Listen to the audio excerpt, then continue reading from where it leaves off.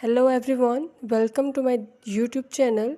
Let's see how you can manage app icon bandage number not showing on Oppo Reno 12.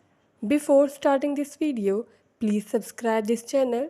Let's start our video without wasting any time.